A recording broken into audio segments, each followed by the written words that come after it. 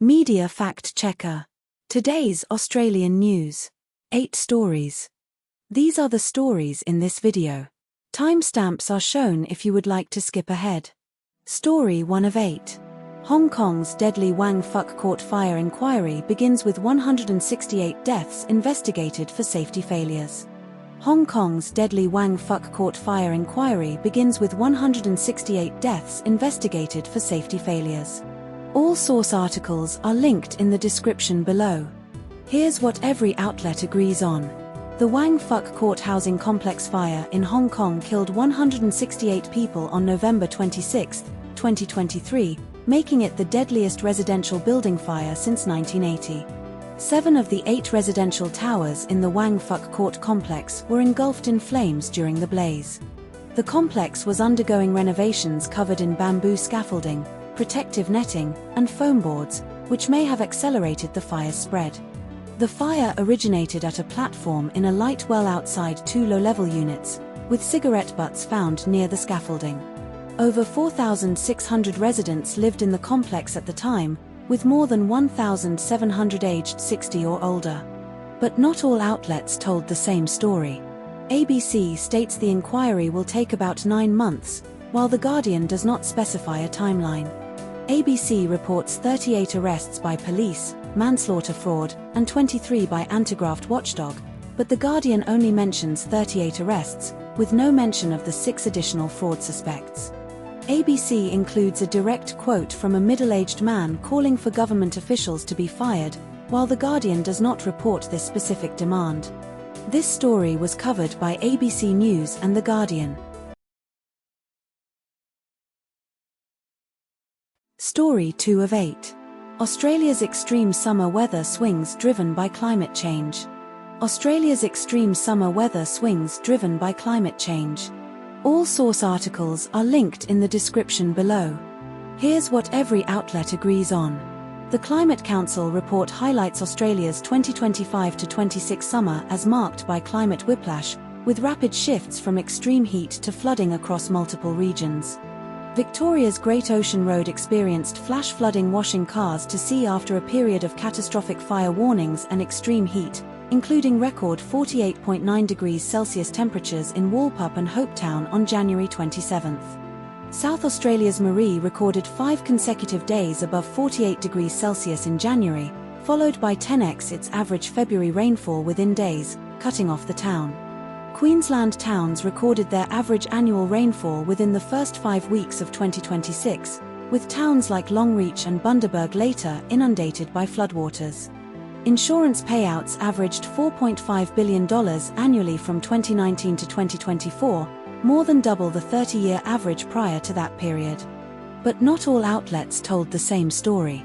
News Kamau states Victorian firefighters battled 200 fires in one day, resulting in 451 homes lost, while ABC does not mention this specific figure or event.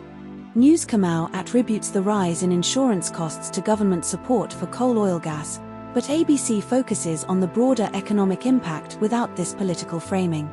ABC highlights BOM's retirement of cyclone models and La Nina El Nino dials in 2024 to 2025, while News Kamau does not mention these specific BOM policy changes.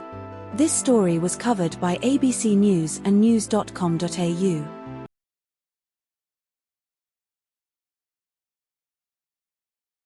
Story 3 of 8. Australia's High Court strikes down preventative detention laws for former immigration detainees. Australia's High Court strikes down preventative detention laws for former immigration detainees.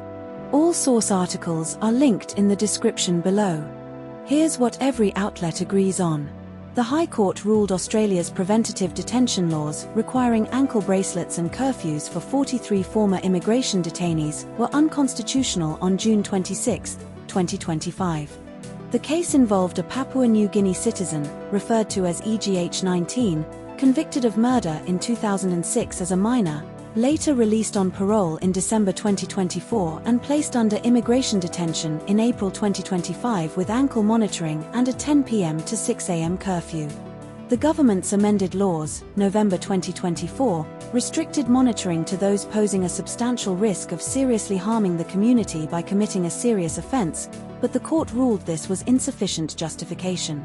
As of June 2025, 346 bridging visa removal holders were subject to the regime, with 46 under both ankle bracelets and curfews, 41 under ankle monitoring only, and 1 under curfew only.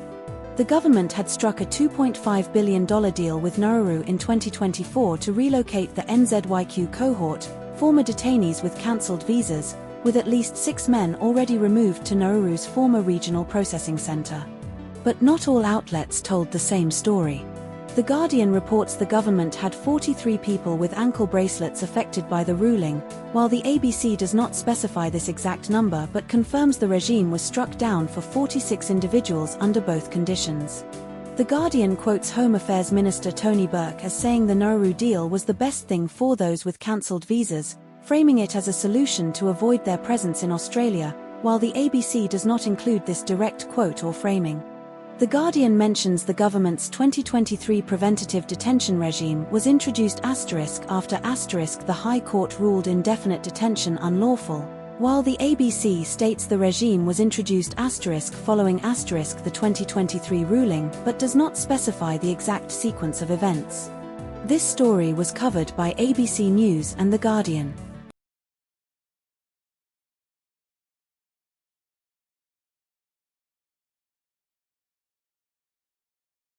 Story 4 of 8. US-Iran conflict escalation and its economic political fallout for Trump ahead of midterms. US-Iran conflict escalation and its economic political fallout for Trump ahead of midterms. All source articles are linked in the description below. Here's what every outlet agrees on. Petrol prices in the US have risen by over 80 cents per gallon since the start of the Iran conflict. The Trump administration coordinated the largest ever release of emergency oil stocks, 400 million barrels, with G7 and IEA members. The U.S. Strategic Petroleum Reserve (SPR) contributed over a quarter of the 400 million barrels released, depleting it from 60% to 45% capacity. Each SPR cavern can hold oil equivalent to 2 stacked Empire State Buildings, with total capacity of 700 million barrels. Brent crude price exceeded $104 per barrel as the Strait of Hormuz remained closed for the first time in modern history. But not all outlets told the same story. No contradictions found between the two sources. This story was covered by Sydney Morning Herald and The Age. Story 5 of 8. BHP and Woodside Energy announce new CEOs amid leadership transitions and corporate milestones. BHP and Woodside Energy announce new CEOs amid leadership transitions and corporate milestones. All source articles are linked in the description below. Here's what every outlet agrees on. Brendan Carr will become BHP's chief executive and director from July 1, 2025, succeeding Mike Henry. Brendan Carr previously served as BHP America's president and led the company's iron ore operations in Western Australia. BHP's market value makes it one of Australia's biggest companies by market capitalisation. Mike Henry's 6.5-year tenure at BHP saw the company become the world's largest copper producer. Elizabeth Westcott was appointed Woodside Energy's permanent CEO and managing director in 2025, succeeding Meg O'Neill. But not all outlets told the same story. No contradictions found between the sources. This story was covered by ABC News and news.com.au. Story 6 of 8.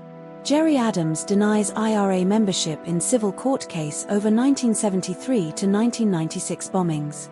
Gerry Adams denies IRA membership in civil court case over 1973 to 1996 bombings. All source articles are linked in the description below. Here's what every outlet agrees on. Gerry Adams, 77, is suing in London's High Court over claims he was a member of the IRA, sat on its Army Council, and was culpable for the 1973 Old Bailey bombing, the 1996 London Docklands bombing, and the 1996 Manchester bombing, with 3 victims seeking symbolic £1 damages each. Adams denies ever being a member of the IRA or its Army Council, stating in court, "To be clear, membership of the political party Sinn Féin does not equate to membership of the IRA."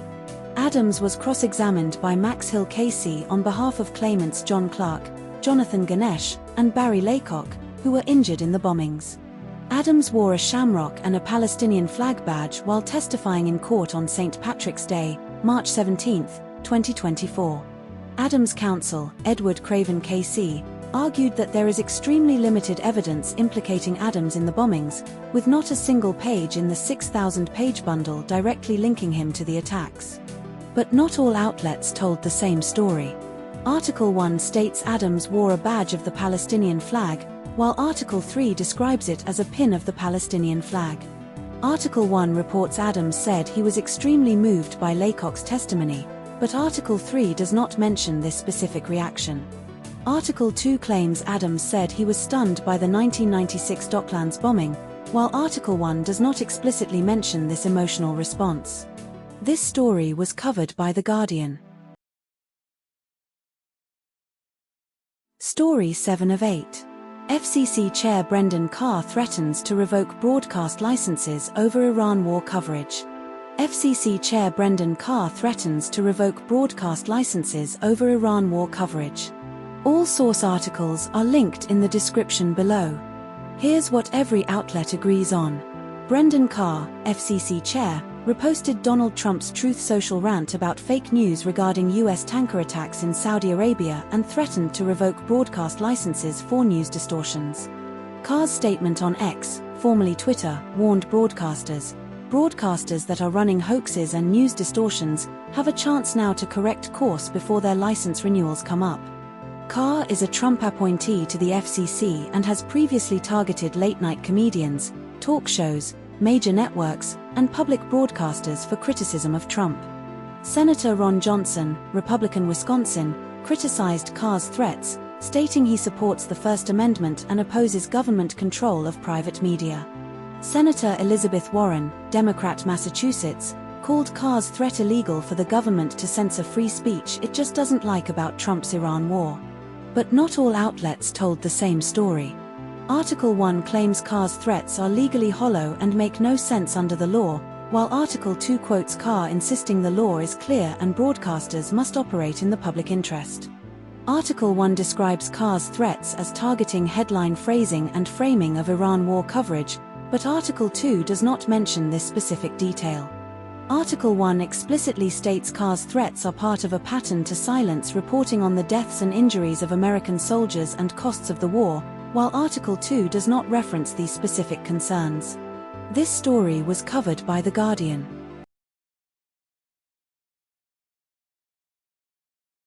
Story 8 of 8. Chelsea fined and banned for historical financial rule breaches under Abramovich ownership. Chelsea fined and banned for historical financial rule breaches under Abramovich ownership. All source articles are linked in the description below. Here's what every outlet agrees on. Chelsea was fined £10.75 million, almost equal to $12.9 m, by the Premier League for undisclosed third-party payments between 2011 to 2018, the highest fine in league history. The payments involved players like Eden Hazard, Samuel Eto'o, Willian, David Luiz, Andrei Schürrle, and Nemanja Matic, as well as unregistered agents and third parties. The breaches occurred under Roman Abramovich's ownership, 2011 to 2022, and were self-reported by Chelsea's new owners, Blueco, in 2022. Chelsea received a suspended 2-year first-team transfer ban, triggered by further breaches, and an immediate 9-month academy transfer ban. The academy ban applies to registering youth players previously registered with other Premier League EFL academies, not current or international players. But not all outlets told the same story. The Guardian states the fine is £10.75 million, $12.9 m, but ABC converts it to $20.2 million without explaining the discrepancy. The Guardian describes a suspended 2-year first-team transfer ban with a trigger clause, while ABC vaguely calls it a 1-year ban, a 2-year suspension. ABC mentions Chelsea reported a potential breach of academy rules in 2025, which is not referenced in The Guardian's timeline, 2019 to 2022. This story was covered by ABC News and The Guardian. Subscribe to Media Fact Checker for daily Australian news analysis.